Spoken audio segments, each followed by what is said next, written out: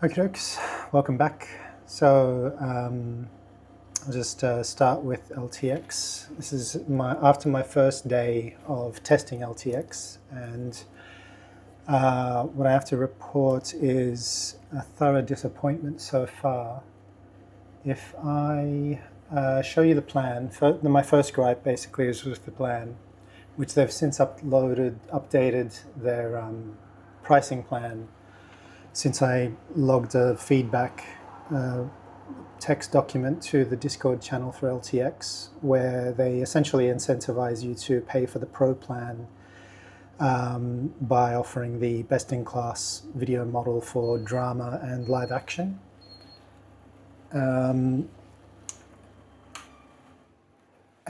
sorry about that. And so they offer a lot of the other stuff on the standard plan, and they've updated the little tabs here to give you more choice in credits, but it's something that I called a corporate misalignment, where I've got a record here of a video that I did before where they didn't actually update that. So they are listening. They are obviously making adjustments based on feedback. I haven't heard back from them saying thank you. I got a thumbs up from one of the staff members on the Discord channel, but this is a problem for me because I wanted to test this website for a month and it's cost a lot of money to do so, and I'm thoroughly disappointed with one particularly big fail, which I'm going to get to once I've gone through all my list of gripes. But you know, they do a lot of things that seem good, but there's also a lot of assumptions that I made and that potentially people are going into if they use the web UI or the web interface for using their service. So let's get stuck into it.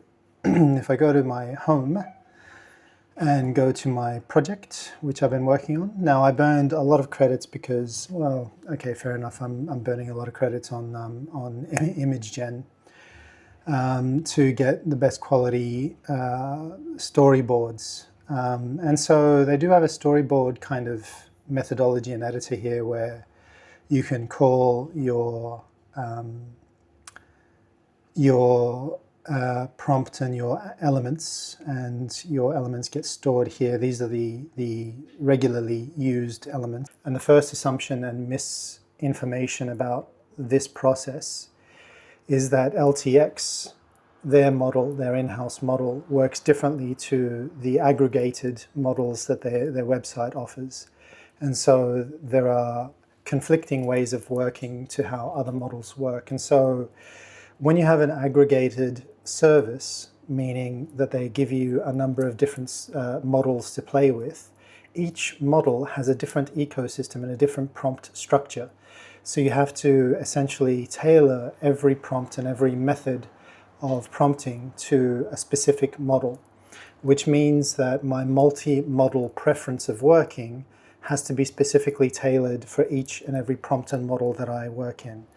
So the way that LTX work is that they just ask for a profile of a character, and that for me is a mega fail because it leads to hallucinations, character inconsistencies, clothing inconsistencies.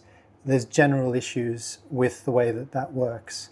So because I'm generating my assets in different models, I want to be able to use Flux, I want to be able to use Nano Banana, I want to be able to use different GPT Image 2 actually gave me some good results where Nano Banana was failing, GPT 2 was able to interpret my instruction better. But if I go to LTX and I'll get into the workspace and I go to assets, these are all my assets. You have to go out of your project to find your assets that you deleted or archived. So if I show you, so what I've ended up doing is going back to my 21:9 long form asset sort of generations on gray background because I'm getting consistency there. So here you'll see that when I was tagging my assets, he's got his tasseled hair, which is not represented in the image created here. So that's an inconsistency. That's inconsistent. Tagging the golem as an asset wasn't tagging. So the way that this service is working with a multi-model structure is failing. The images are gorgeous, but that's basically because I'm hand tailoring and crafting the prompts myself. And look, it's just been a frustrating process. You know, I'm not getting the consistency that I'm looking for. Flux is doing some really cool stuff, but lighting is off, and it's confusing the the direction, and it's not getting the period of the city that I'm asking for. But I mean, generally speaking, Flux is generating some gorgeous pictures. So I'm going to carry on. So if I kind of go through, you can see like most the favorited ones are the ones that I've decided to keep, and they're not quite what I wanted and asked for anyway.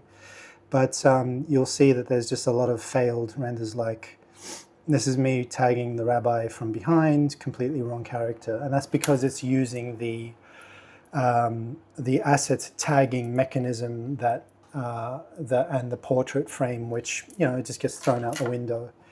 Let's move on. So if I go back to, so again, I have to go back in. So there's a lot of redundancy and a lot of sort of separate ways of the UI having to leave spaces to go into different spaces. Let me just quickly cover that.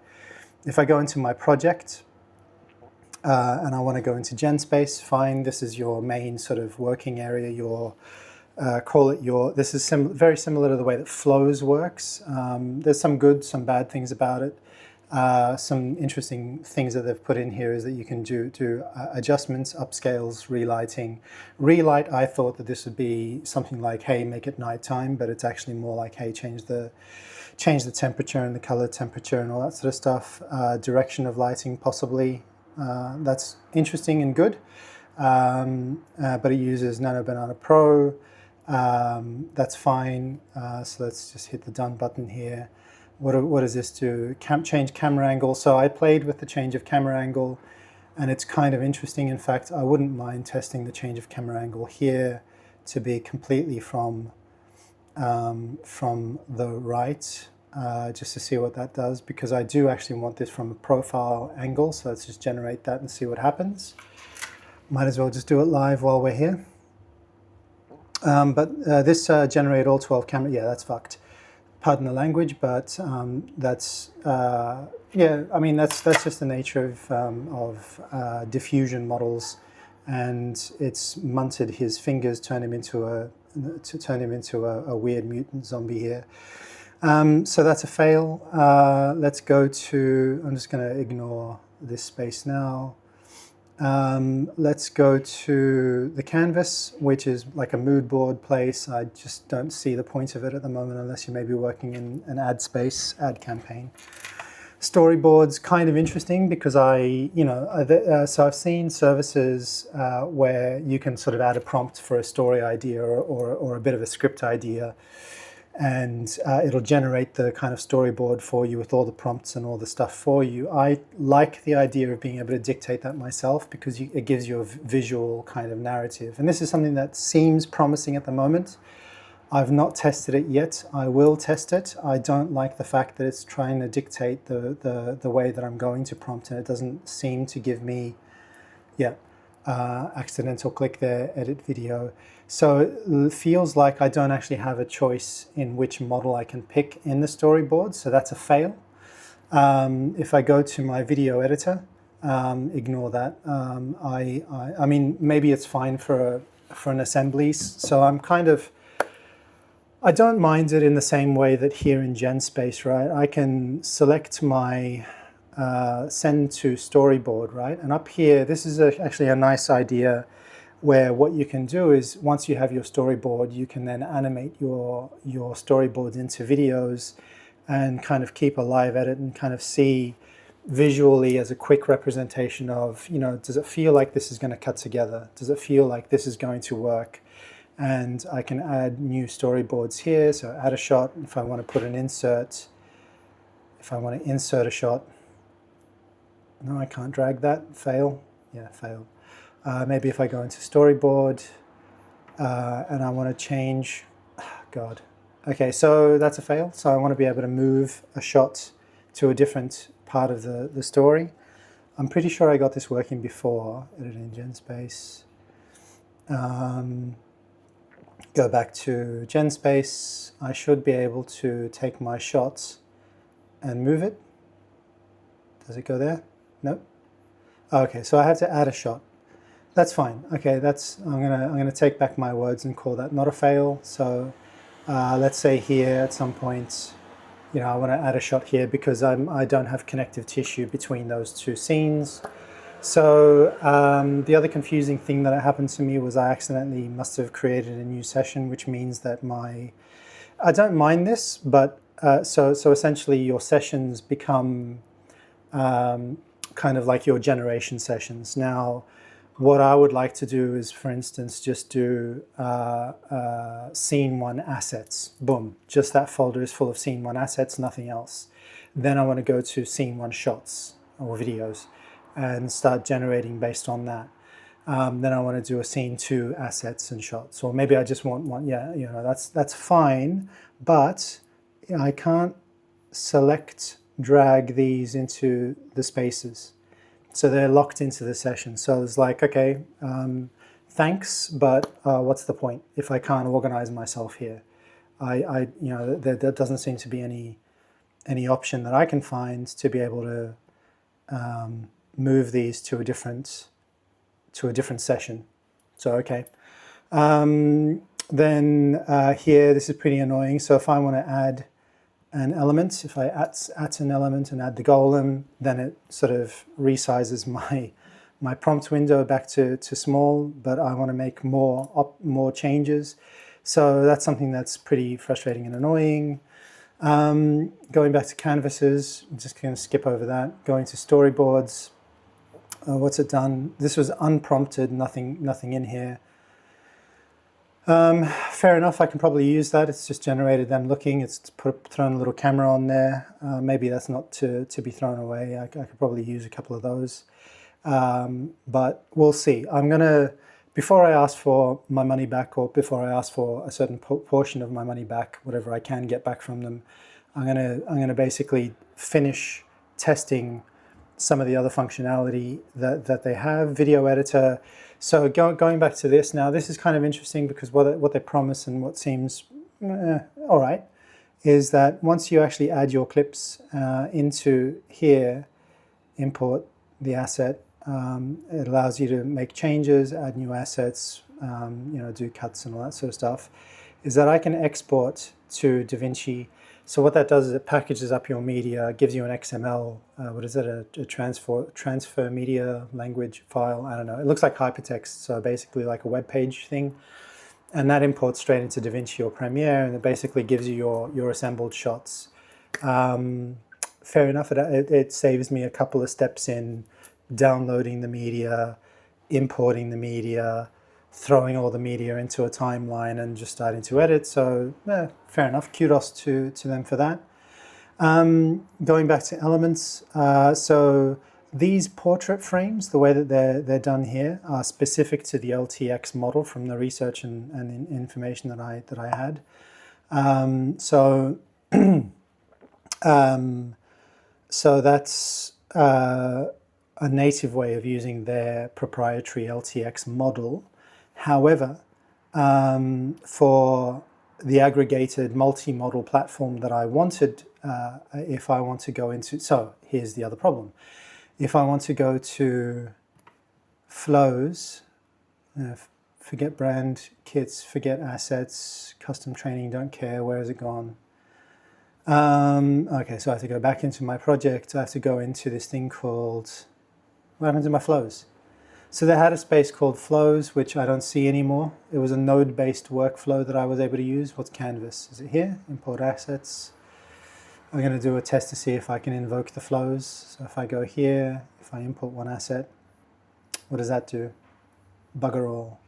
Okay, fail. Don't really know or care about that. Where's my flows? It looks okay. So it looks like they've removed flows, because the problem that I found with a node-based workflow is that it only allowed you to attach one node, either a start frame or an end frame, and I think it was even limited to just the start frame, which is a fail, because each model gives you a number of different numbers of ingredients that you can use. So for VEO, you get 3 assets, and if you have a character with your voice created for that character, that's 2 of your assets used in one environment, so that fails the VEO or Google test. Maybe using Omni is okay, but Omni is fucked. If you decide that you want to, I swear to God, it was here yesterday, it's not here anymore, so they've removed it. So that's another, oh no, there it is, flows. Apologies, I'll take my words back and I'll eat my words. So, okay, so let me just demonstrate what happens if I try to, again. So it's not part of the project, or it sort of is, but it's separate because I created a project. Now I have to create a flow. And I guess maybe if I call this scene 1, maybe that's why, but that's kind of a bit weird that I have to like leave a project, go back into flows, or from the project go into a flow. I'm gonna add a node. I'm gonna call it a prompt. I'm gonna say slow dolly into crowd watching, looking slightly off camera. The prompt is not good, but I'm just going to go with it. We're going to create a let's go for VO fast, and here you go. So start frame, end frame, and I asked them on the Discord channel whether it's possible to throw in all your elements, because seed dance, if I decide to use seed dance for this,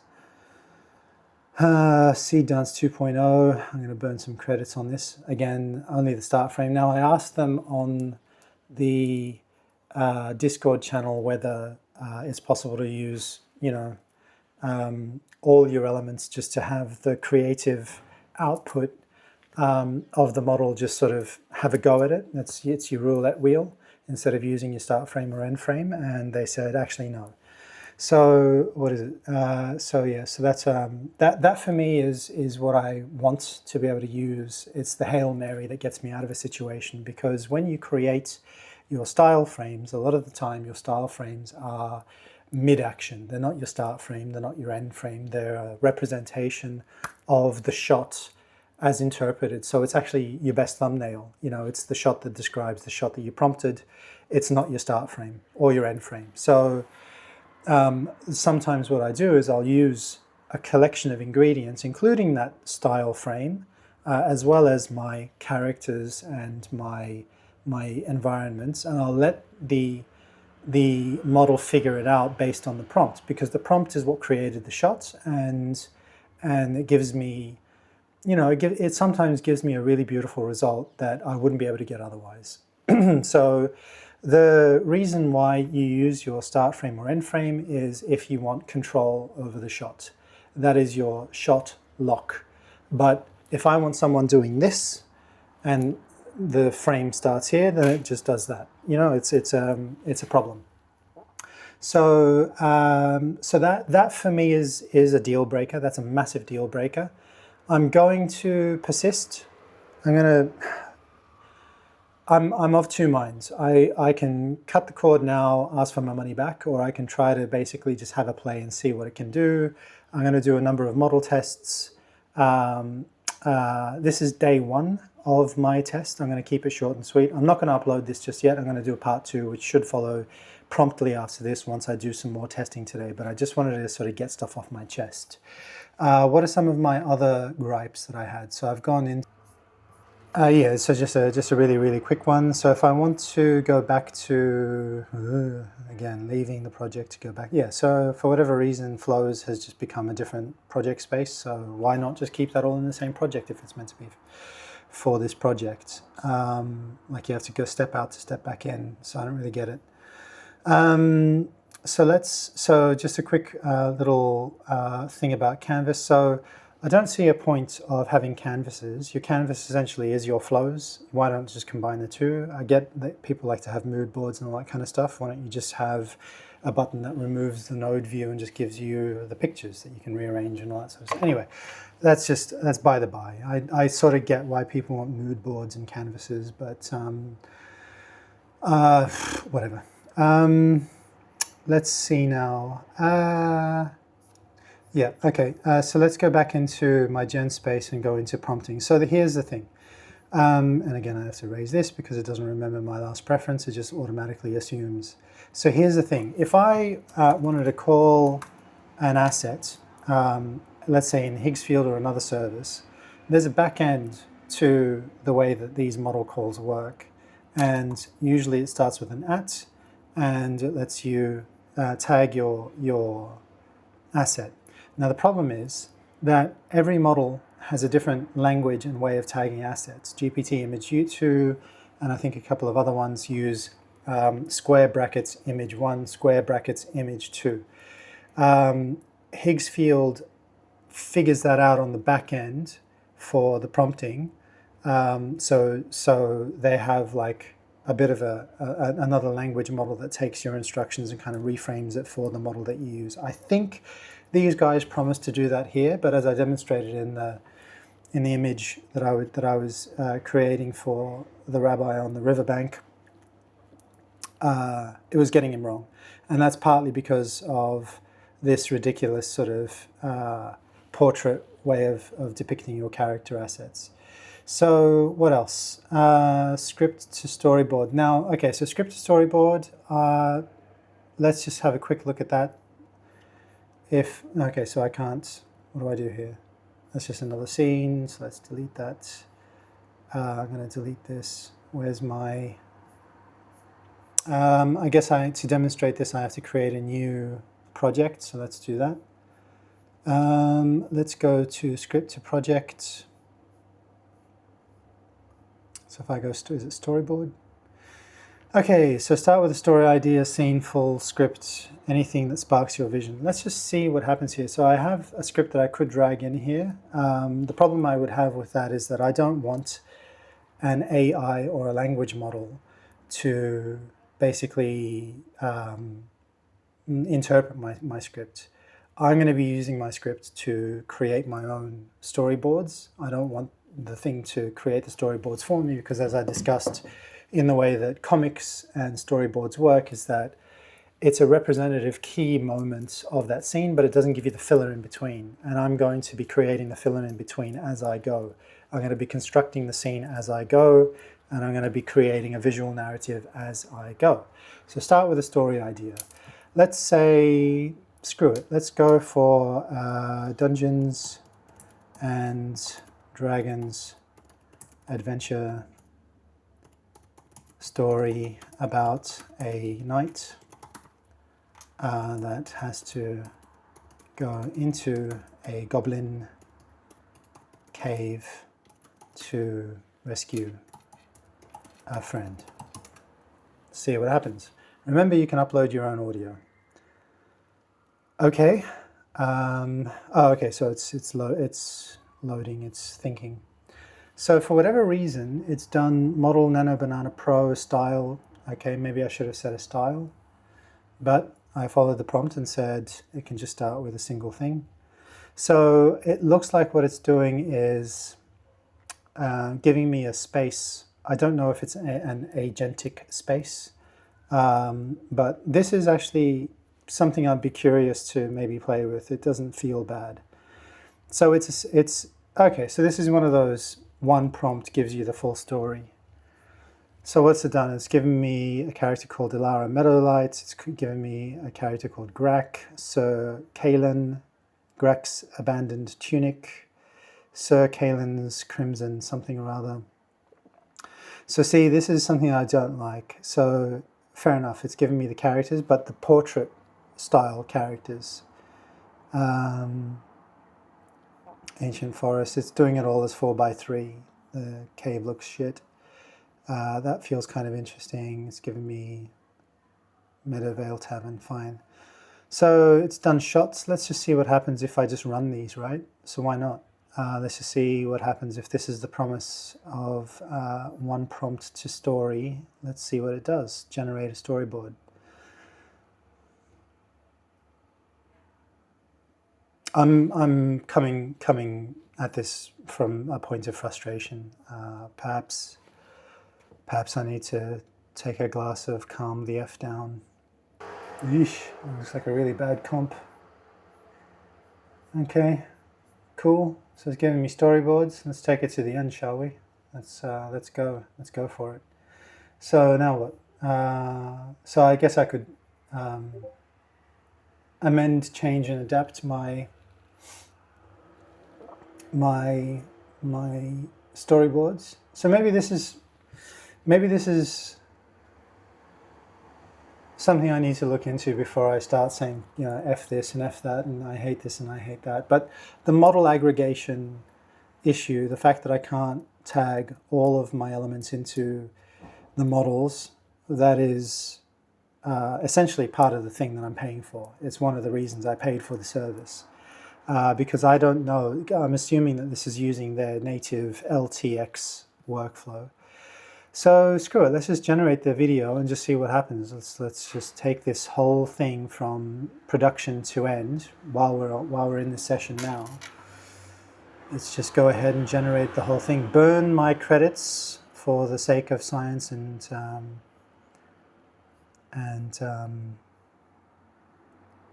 see what happens, just for the hell of it.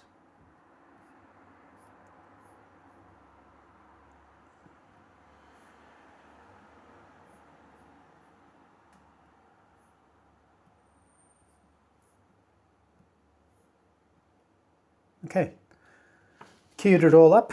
It's going to deplete my credits substantially, but yeah, let's have fun with it and see what happens. That was honestly like the dumbest prompt I could have given it, and something that just came out of my initial sort of frustration. But I might be eating my words, so we'll see. In the meantime, in the oven here, I've got my food, so I'm going to cut back to once this is all done and I've eaten my dinner. Okay, that actually all rendered really, really fast. So I only got a few mouthfuls of my dinner in before it all finished.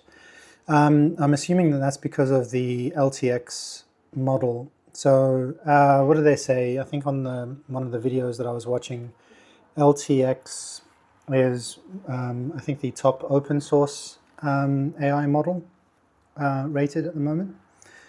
So let's have a look here. That's all very close. That's kind of interesting. This goblin comes up behind him. All right, well, let's just see what happens. Let's add all these guys to... Can I select them all? What does this plus do? I guess this means that I can add a shot in between, or a new shot, maybe. Does it? Yeah, so let's me add one in between. Okay, so this is giving me an interesting bit of hope, because I think I just got frustrated with obviously not being able to attach multiple elements into shots. I still want my multi-model workflow.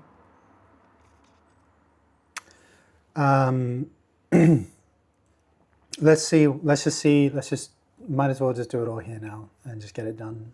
Do the test, and maybe I'll be eating my words by the end of this, and I'll be eating my hat. So, how do I send these guys to edit?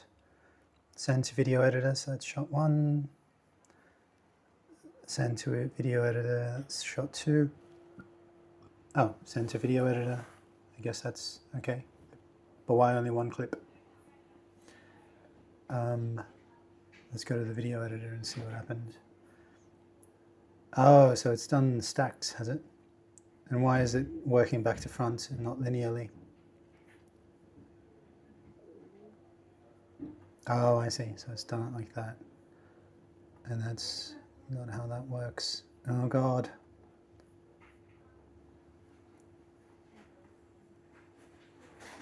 Okay. Can I do it from here? Okay, the UI needs a bit of help.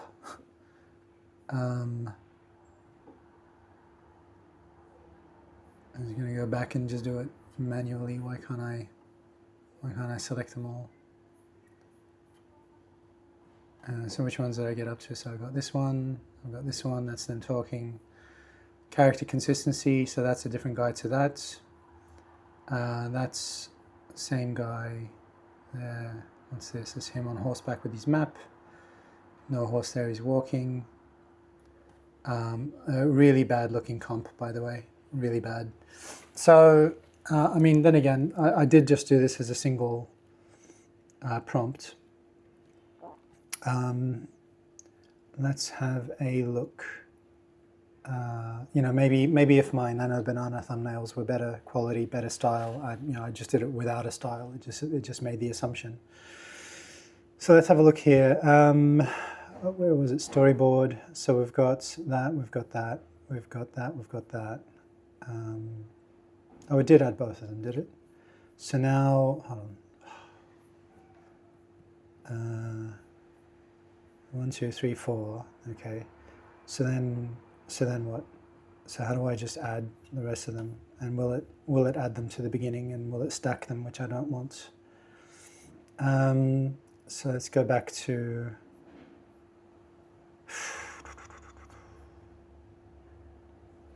send to video editor. Send to video editor. Send to video editor. In fact, I'm probably not even going to bother to fix it in the video editor. I'm just going to use it as a way of transporting it to my DaVinci project. Send to video editor. Send to video editor. Send to video editor. Let's go to the video editor. Yeah, so it's done these weird stacks. I don't know why it's doing that. Has it done them all? Okay, it's throwing them all in. While we wait, I'll have another mouthful of food. Okay. So looking here, I can see that it's stacked a couple of things, but that's fine. What I'm going to test now is the export to DaVinci. Preparing download. So while we wait, I'll have another mouthful or two of food. Oh, shit. Okay, that was really fast. Download.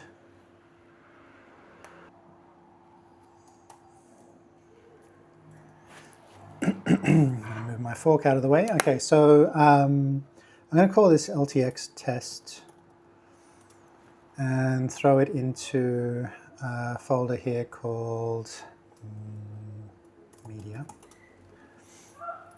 No, actually, let's rename that. Rename to XML because it's the media exchange file. So it wants to, ooh, why is it doing 2 downloads? I guess one might be the XML file, the other might be the media, I'm not sure. Give me 2 packages, but let's see. Download movies.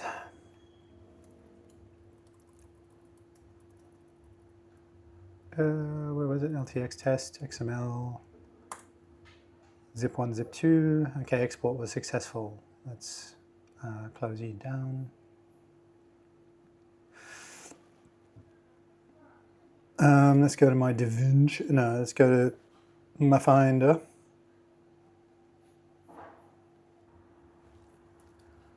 Go to LTX test XML. Let's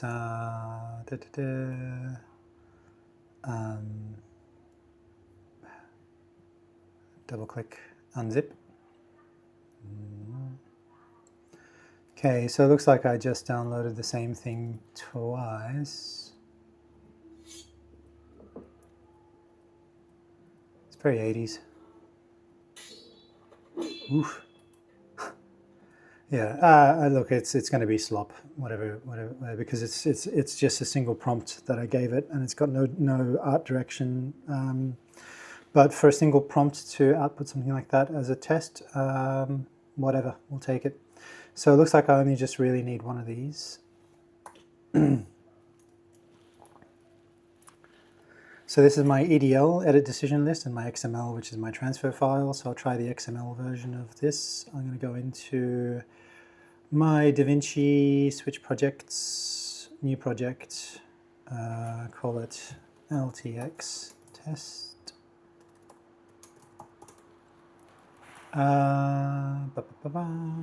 Files, go to media, file, import.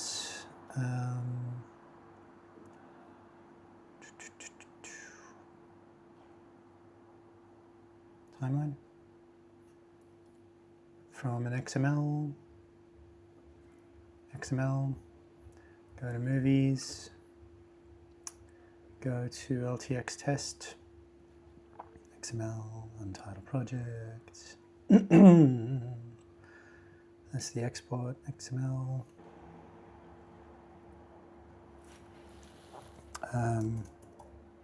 D&D test. Automatically set project settings, sure. Automatically import source clips into media pool, sure.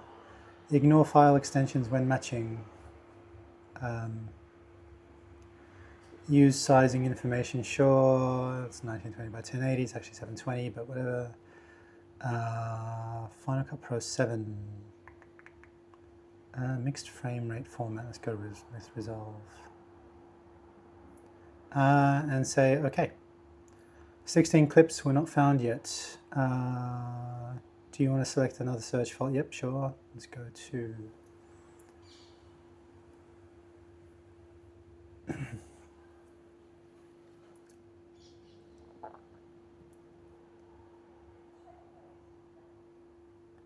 LTX test.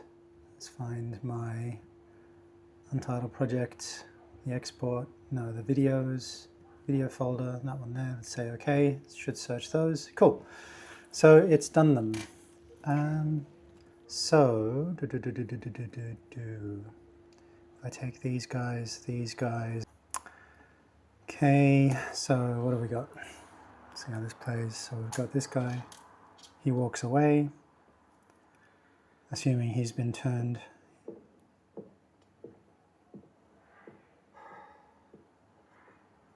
Okay, so basically no dialogue, sub-story.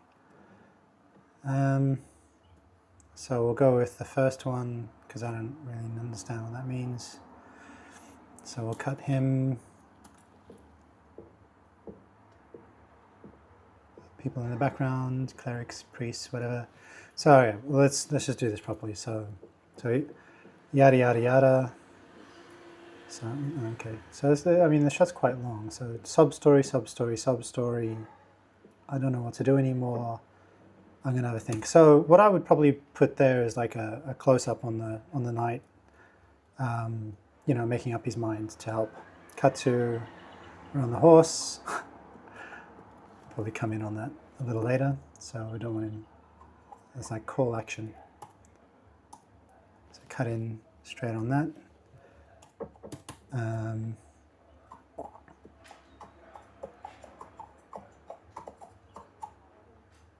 Okay.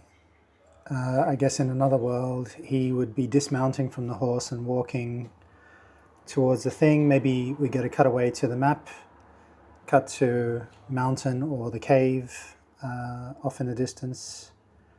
Here, you know, different time of day, so nightfall or evening, afternoon, different, you know, I mean, a pretty stark change in environment and lighting. And also he's wearing a coif. So a little bit of an inconsistency there. That's fine, I guess. You know, he may have to take off his armor to put the coif on. Don't know why he's walking around here.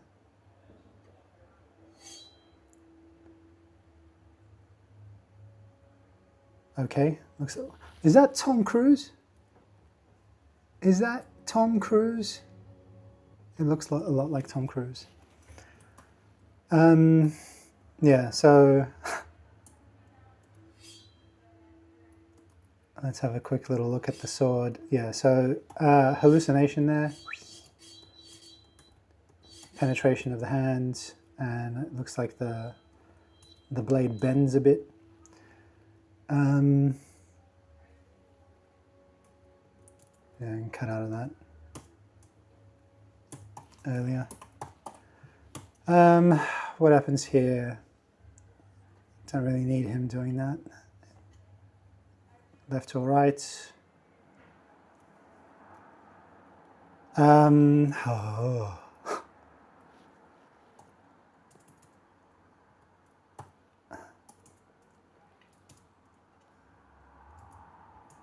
Okay, that's not bad.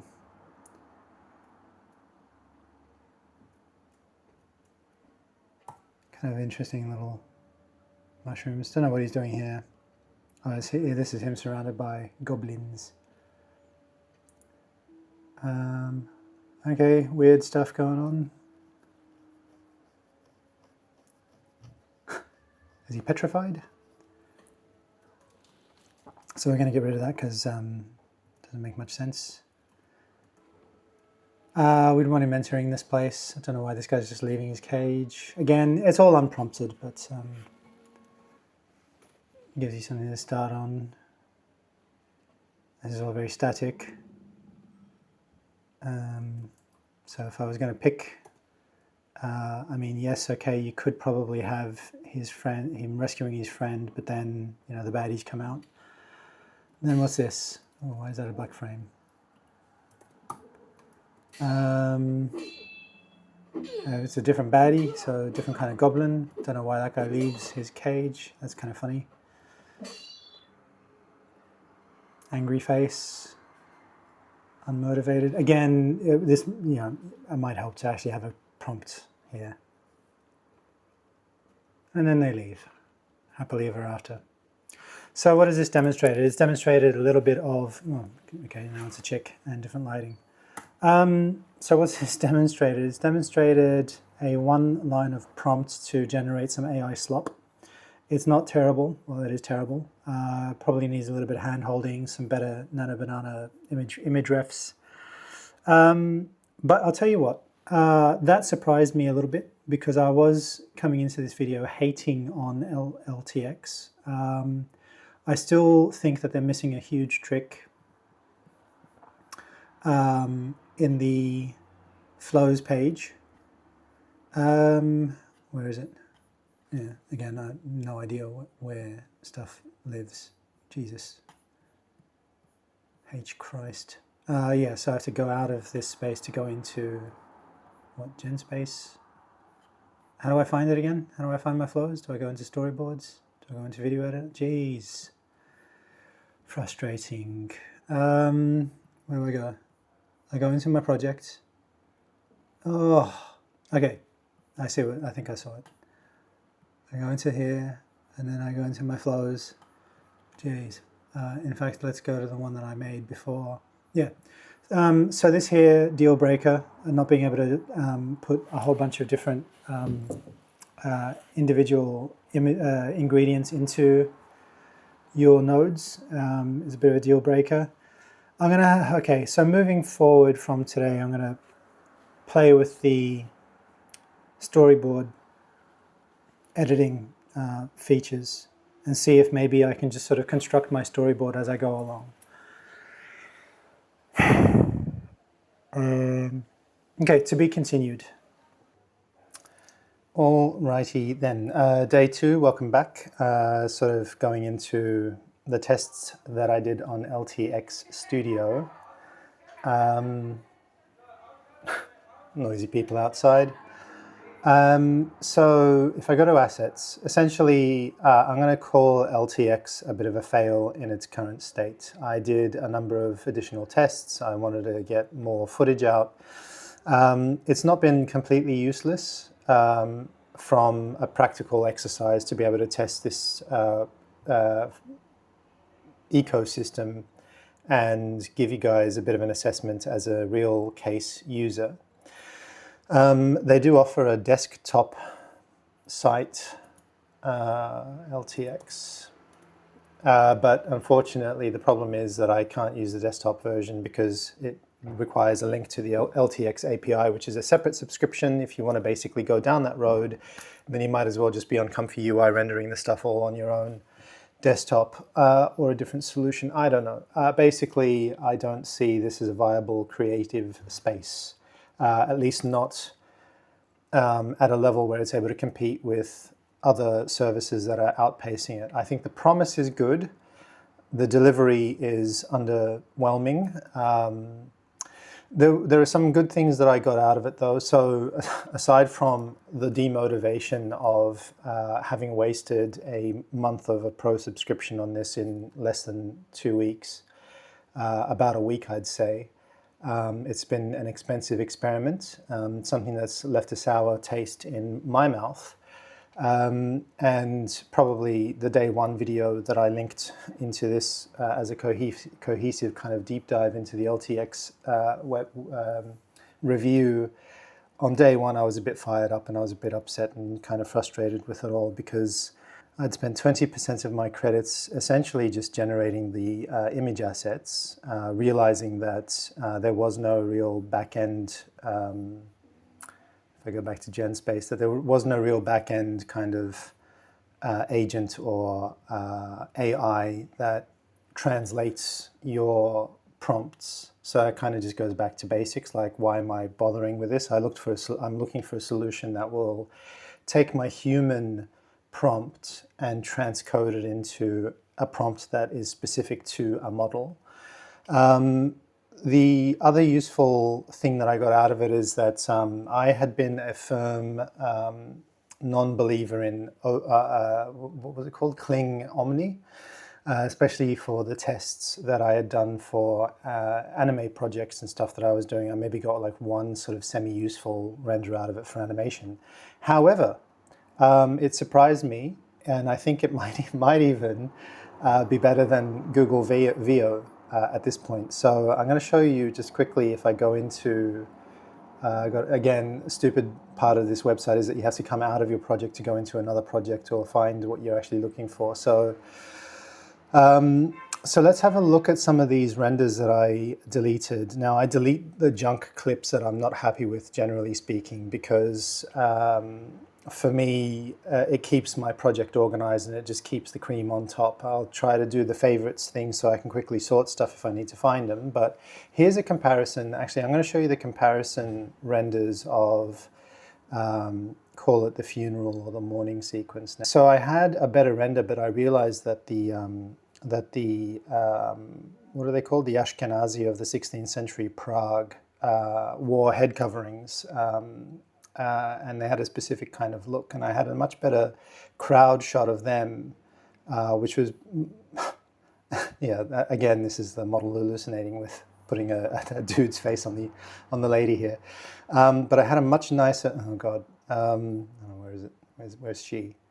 Yeah, so I had a much more nicely composed version of this shot. And then once I realized that actually it wasn't historically accurate, I had to sort of try and recreate that, which is what led me down the road of trying to get them just wearing head dresses, but it put a dude's face on a woman's body, which was not the intention there.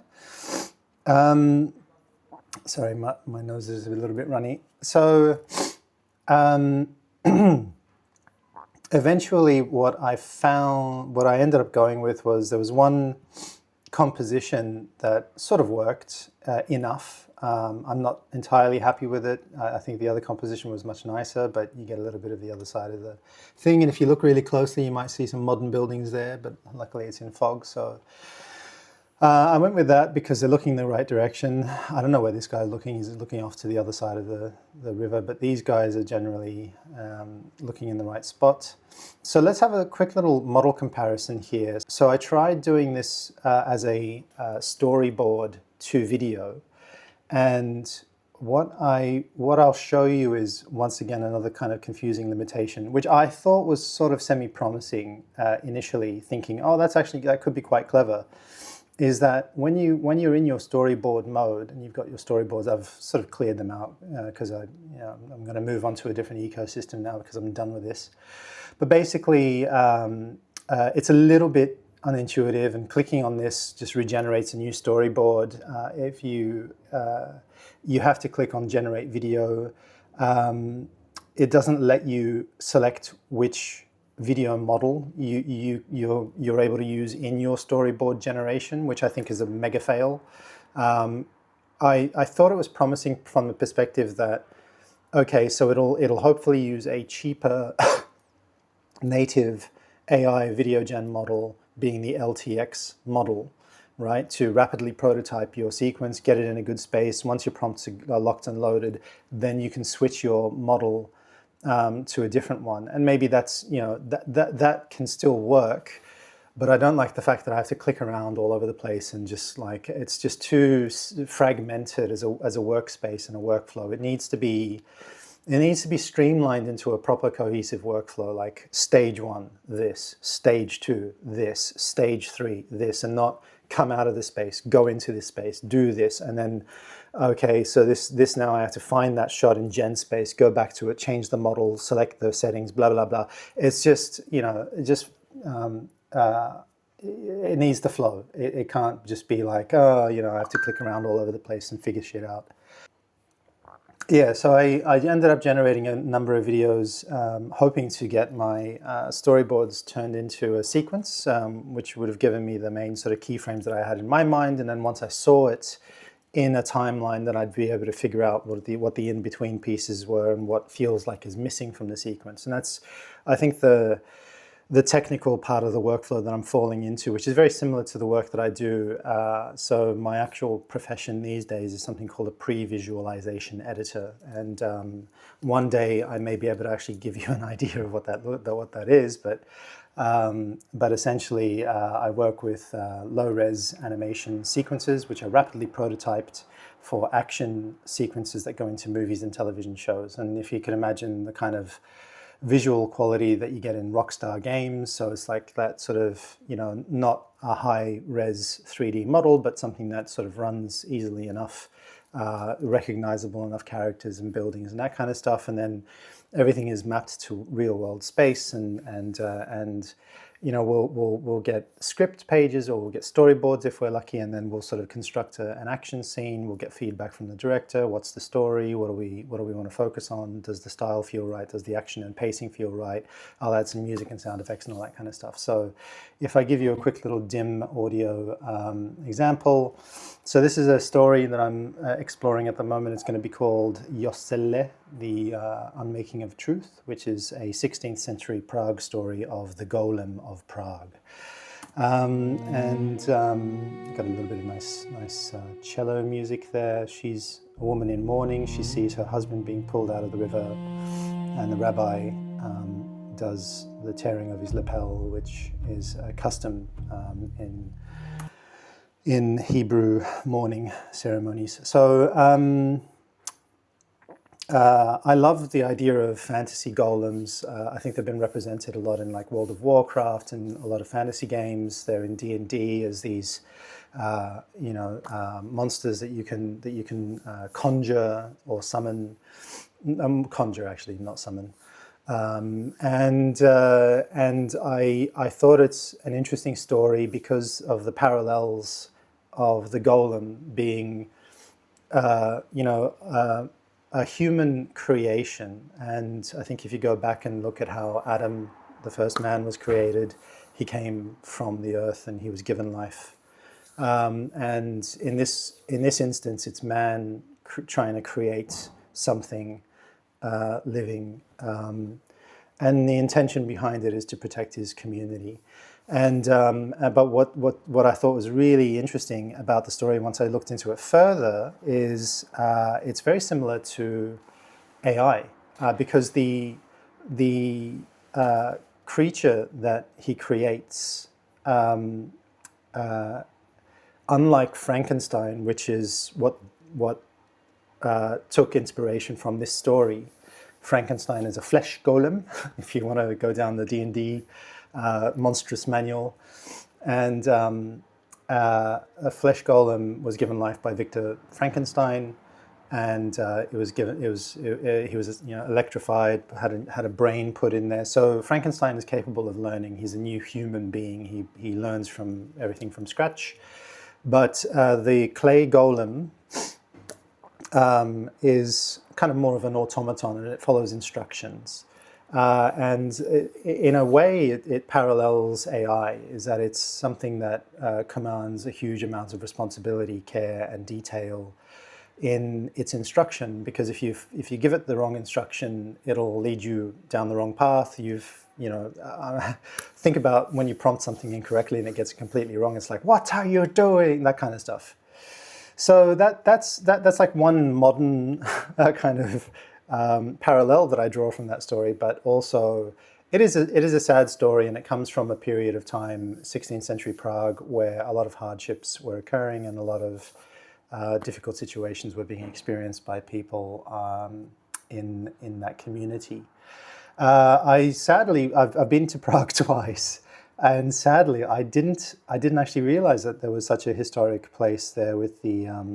There's a famous Jewish quarter there with a famous synagogue, and apparently they have the story of the golem. I think they have some depictions and artworks and some things in there that support the story, but also they have a statue of the rabbi.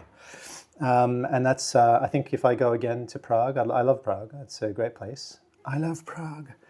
My Trump, Prague, such a great place. Do my little Trump impersonation there. If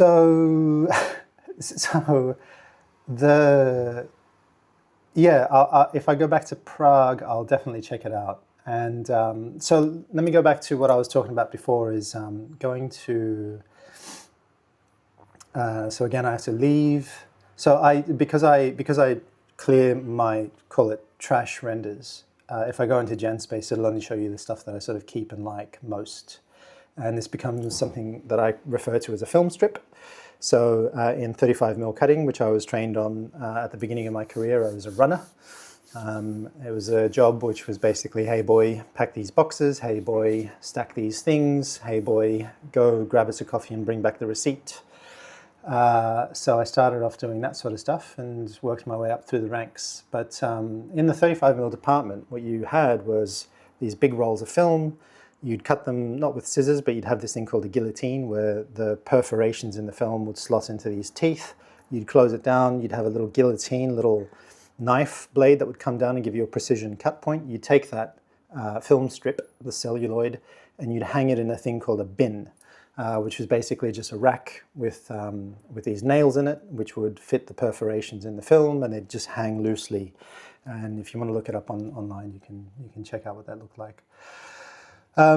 So this kind of gives me like a, and again, this is an organizational issue I have with the thing, but basically, it gives me like a kind of a film strip view that I can look downward and kind of see how my scenes are progressing, let's say. It's essentially, it's the same thing up here as if I wanted to tag this into a storyboard timeline.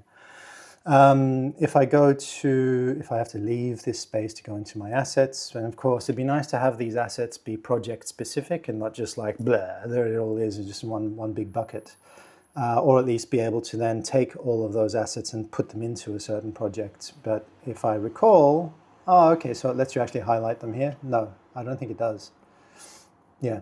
So again, something as simple as drag and drop. Doesn't work. I click, drag, but what does that do? Does it mean that I can? What does that actually mean? Can I put it somewhere? Can I move it somewhere? There's no, so fail.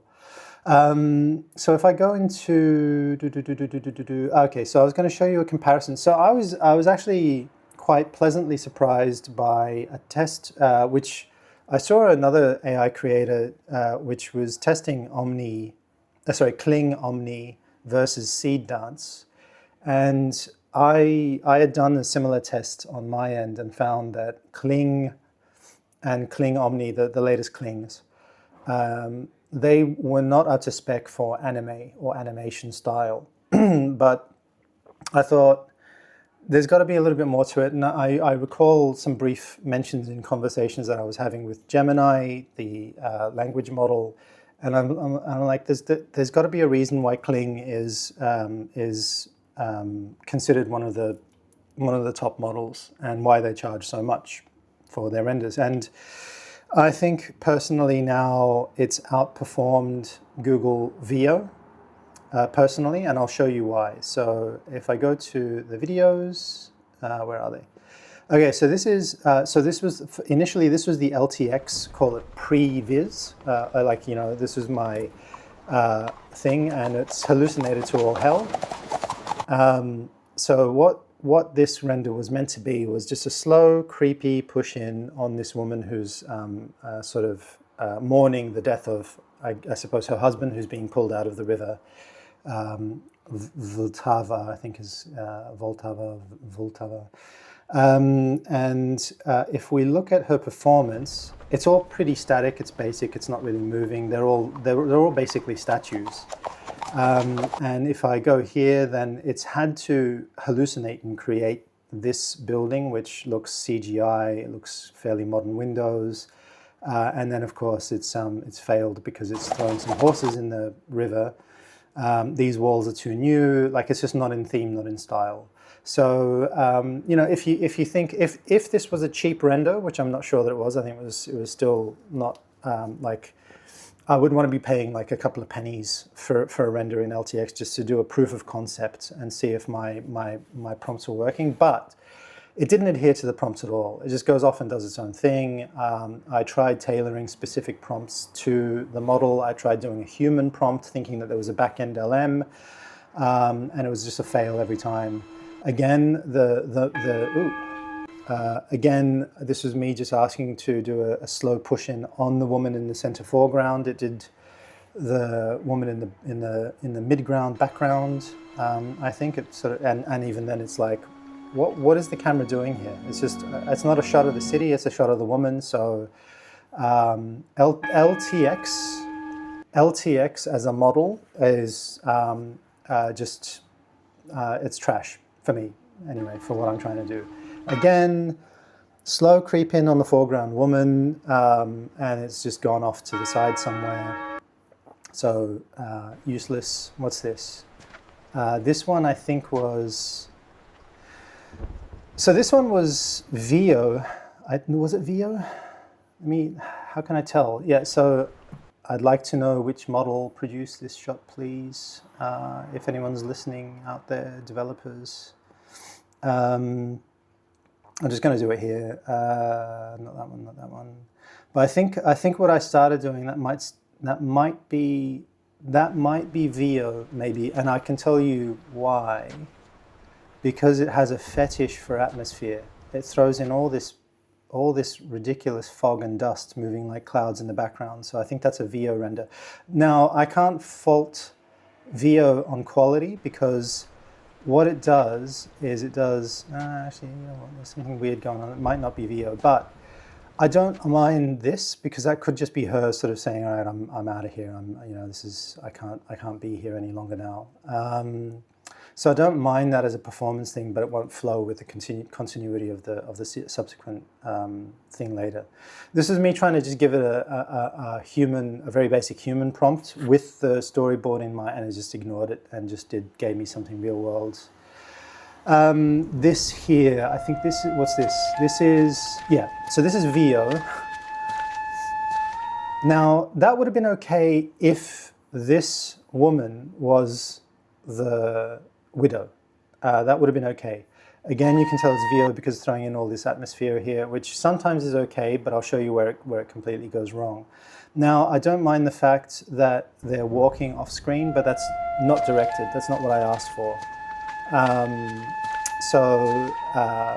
VO gives you really, really good quality for photorealism, characters, that kind of stuff. However, Kling surprised me. So if I go here, what's this doing? I think this is still VO, and again, VO also did this. Well, I don't know why it has a modern blue spotlight, like an LED spotlight. So VO kind of getting something wrong in the prompt. This here was me trying to fix the crowd, getting the head garb on them. That's more of the time and of the place. I think I was experimenting with.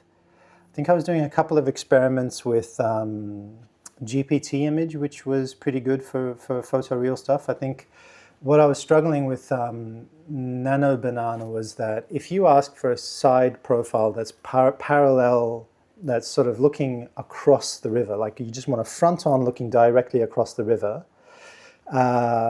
it always gives you a 3/4. It just doesn't get it. Like, I just want 90-degree geometry, and it'll just give you some bullshit. So I think I started just rendering a lot of these in Kling now. It keeps texting me. Sorry, I had a couple of calls. So picking up from where we were, so let's have a look at some of these. So this is VO, and this is so what I wanted was if I yeah, okay. So I'm going to go into the criticism of that shot. But if I go to this shot, right, I think this was the Kling shot, and it was okay, but it was just a little bit aggressive, right? There's not very much movement in the guys in the background, but that's okay because they're kind of just watching him. They've shown the guy, and again, because I'm stuck in this LTX mode of working, and because I can't feed it the raw ingredients, what I would be doing was I'd just be giving it the ingredients without the style frame as a start frame, and sometimes I've been able to trick the model and use it as an end frame, right? And that worked sometimes to great effect because it would figure out, okay, well, I need some action here before I get to the end, and it would give me a nice shot. So that you can kind of use tricks like that. But because LTX doesn't give you the full gamut of optionality for how to use your ingredients, I'm stuck with just using style frames, and it's really limiting. It's a really shit underperformance of the promise that the platform made. So I am, sort of coming at this from a point of frustration because it's not cheap, and I've essentially burned 80% of my allocation on testing, fixing prompts, re-rendering shit that was wrong, and looking for solutions. Going to the Discord channel, giving them my feedback. They made a couple of small things, and maybe they're taking a lot more of it into consideration, but. I think the model has promise, but it is so far behind compared to other services that I've used so far that I think I'm going to go away for a little while. Maybe it'll take them half a year to sort this shit out, and then I'll come back and try it again. But the good news, however, is that if you go to the pricing plan, the most expensive. Now that I know that VO is not as good as Kling for live action stuff, I am almost going to suggest that if you do go with LTX and the web UI and you want to give it a test or try it one day in the future, the Pro plan incentivizes you to get Pro because the Pro plan is the only one that gives you VO and the capabilities of the Google ecosystem. I'd say just throw that in the bin. Don't go Pro. Go for the standard plan. It gives you a couple of categories there. My tests on Kling doing live action stuff feel like they're a bit stronger than VO, and I'll show you the demonstration there. Only if you're willing to test this platform to see if it's good for you. I'm going to tell you right now it's not ready. So this shot here, right, was going to... So this is the morning of the guy being dragged out of the river. This shot here, I think, was Kling, and I was happy enough with that, except his movements were too jerky and too aggressive. And, I'd understand that if you're angry and you're like, F this. VO, again, with its fetish for effects and weird fog, is Dracula rolling into town or something? Like, what's going on here? But that can be okay sometimes if it was just subtle, but I think VO, it just goes a little bit heavy on effects. The performances generally, for the background actors feels a little bit stronger. Now, this here is a bit of a problem with the LTX way of working because the LTX asset requirement, or at least for their ecosystem on how LTX works, is that you give a portrait frame only of a character, and that doesn't give you the triptych front, three-quarter, rear angle, and a portrait frame in the corner on grey backgrounds. So when I ask specifically in VO, one of the problems is that VO, again, has a fetish for showing everything from the front. So don't turn him around, just keep him looking at the crowd. It's an over-the-shoulder shot. Don't mess it up. I gave you a style frame, but VO just likes to do its own thing sometimes.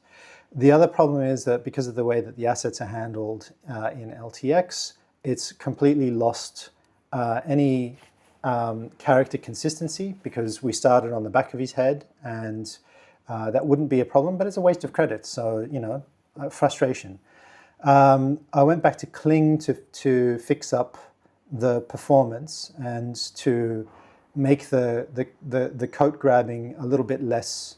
Now I think this might still be VO.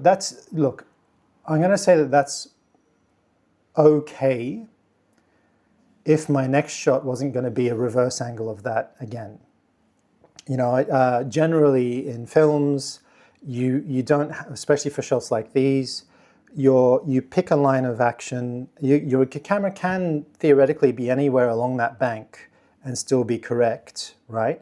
But your line of action, if I'm shooting it from this side, my B camera, you know, A camera is this side, B camera is going to be the other side of that, looking back over the shoulders of these guys at the rabbi. So if he does turn that, and if I was on a film set, it means that I'd have to move the camera and reset the thing, and that's, you know, that's okay. That'd be okay. But what I would be seeing is a solitary frame of the rabbi looking back across the side of the water to the other side of the town, and that's not as interesting as having the people behind him. You know, that's a reminder. The message is that he's there to represent his community. He's there with his people, and he's not looking at an empty river and city. That could be a different sort of subtle message for story purposes, but yeah. I mean, the performance itself is not actually too bad, so VO's okay there. But again, it's got this fetish of always turning everyone to the front. So I think this is the Kling shot, and this is much better for what I needed it for. Yep, so perfect, fine. And that's all that I was able to get out of this ecosystem. Oh, no, that's right. That's when I was starting to experiment with trying to get the tearing of the lapel, again, getting hallucinations because of the stupid way that LTX handles its assets. So this here, I was upraising a lot of these guys. I think that was Kling. Again, it'd be nice to be able to tell what the fuck the model is that I'm looking at here. Or maybe that was Kling, and maybe VO did the, I can't remember, but anyway, I generally found that Kling was a bit better. We're losing a little bit of consistency on some of the image models. Anyway, look, I'm gonna sort of stop ranting and swearing, because just talking about this stuff on this platform is making me more frustrated and more upset, because like I said, it's an expensive exercise. It promised a lot, it under-delivered. I think it's got a lot of flaws that can be fixed, but I need to be working and I need to be producing stuff, and I can't do that. And I feel a little bit soured and jaded by the fact that they took my money for this. You know, I expected more. I think the idea is there. I think it has a lot of promise, and maybe one day they might do well. But I think, you know, by the time that these guys get up to speed, the competition is going to be another 20 miles ahead. So I don't know. I think look. In all fairness, I'm keeping my fingers crossed for you guys. I like the tutorial videos that you guys did, the examples, the workflows. That's all very interesting. Again, in demonstrations that are curated to show you speed of work and all that kind of stuff, when there's no narrative or story involved, you're just generating pretty things. Quick example of how, oh, look how quickly I can assemble this thing. That's nice as an example, but it's not a real world practical use case of how people are actually going to be using this stuff. To do anything that's worthwhile, it's going to take weeks. And people just need to realize that that's what it's going to take. Anyway, I've got 20% of my credits left. I'm going to try to fumble through at least getting the first scene of this done. I'm going to burn my credits and move on to a different ecosystem. See you later, bye.